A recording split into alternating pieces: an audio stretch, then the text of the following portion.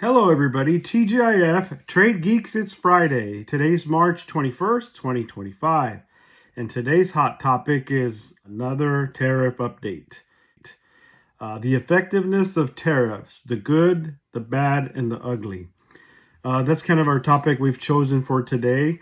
The tariff war really started in 2018 when the Chinese 301 tariffs were implemented. The main purpose of the tariffs back then, was to counter China for their business practices, i.e., specifically not respecting people's intellectual property rights. I think the protection of intellectual property rights is a very fundamental right. A lot of companies or persons that invest their time and money, right, to develop new products, ideas, and then someone comes along and steals their idea or their proprietary information. Well, that's not cool. That can affect the company economically. It can ruin their business. Therefore, I think that's why it's important that the tariffs were implemented as a way to try to kind of fix all that. Tariffs also traditionally have protected emerging industries or new technologies. Right now, there's exponential growth. I think we're going to have even more exponential growth if the AI principles that everybody talks about really come through. We're going to see new technologies come in the U.S. And right now, with all the competitiveness on a global basis, I think, yes, it's important that we protect emerging industries and, high-tech industry in the United States. The other cause and effect here with the tariffs has been that during the COVID in 2020, during the pandemic crisis, I don't know if everybody remembers, everybody was homebound and we experienced this huge consumption surge that was fueled by government stimulus spending. Basically everybody got paid to stay at home. So I think the results of that, we really felt it through 2022, when the inflation really skyrocketed. And it really started, affecting inflation in double-digit numbers. Who benefited? Amazon benefited greatly from that. And then also we had some companies emerge as a result of that, such as Temu and Shine.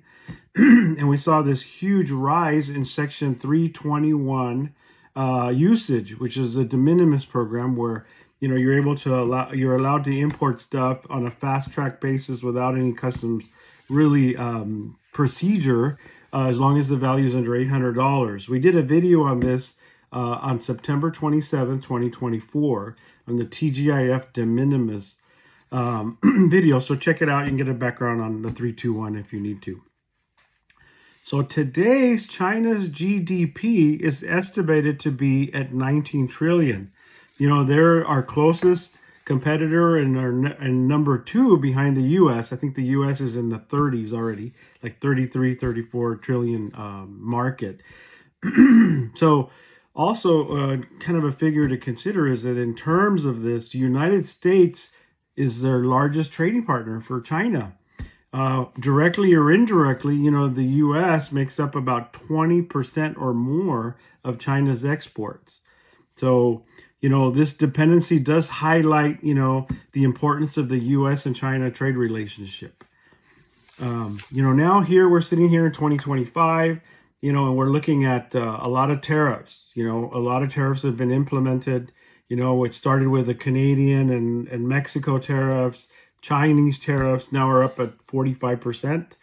We still have the threat of the Mexico, U.S., Canadian, and Mexico tariffs. We still don't know what's going to happen. We have this reprieve. So anyway, even Europe is on the radar. And then also now we're expecting to see the reciprocal tariffs. So, we'll see, everybody's on this tariff list. Just recently, the last week, there's a big hit on the steel and aluminum tariffs. We still don't know how those are going to play out. We're still waiting for guidance from customs on how they're going to resolve the collecting of the information. It's quite complicated. We covered that in the last video last week. And we're also now feeling the pinch. We felt the pinch or the hangover from the COVID, the rising interest rates, rising inflation. Now we're really starting to feel the pinch. And then now these tariffs kind of reared their head, and it's now really affecting the market. It's got a very jittery market situation going on right now. So, some of the questions that we have are, will these tariffs exist long term? Will these tariffs drive up prices? And by driving the prices, aren't we in fact helping our competitors? So, while the tariffs do slow the economy down, will this cause deflation or a recession? So these are some of the major questions I think everybody has on their mind.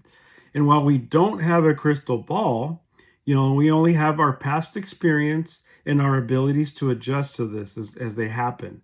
This is why we feel how quickly you're able to adjust your supply chain may be critical in the next few years.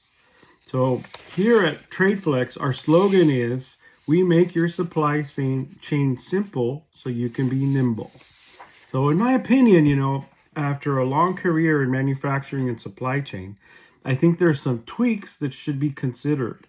And I don't know if the administration has considered this, but basically, I think they should consider what we call the reverse inverted tariff scenario. And under that scenario, the government should be helping U.S. manufacturers compete globally, right? Improve their competitiveness. And one way of this would be to have a lower tariff rate on the small components or the raw material components that they need to produce, and then have a higher tariff rate on the end products like appliances, television, cars, those kind of things. So the other thing I think is also this Section 232 mechanism. Right now, they're just like using a shotgun approach and saying, hey, I'm going to charge 10% on everything or 25% on everything.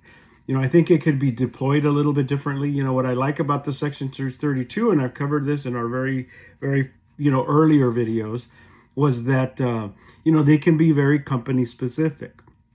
They can call out a specific company and implement and institute these anti-dumping or countervailing duties.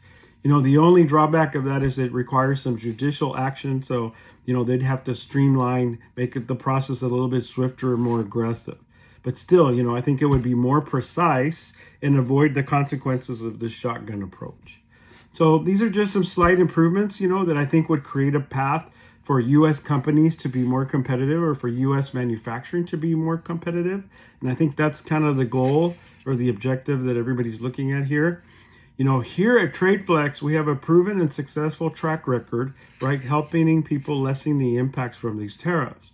So here at TradeFlex, we help our customers because we have the regulatory intelligence to help mitigate the duty cost. So here we provide an end-to-end supply chain solution. So don't forget to reach us out at www.trade-flex.com. We're here. We're available to help you. We have an AI bot. Her name is Lula. Whatever you type or whatever inputs you send to her, they come directly to us. So again, thank you very much. Enjoy your weekend and have a great day.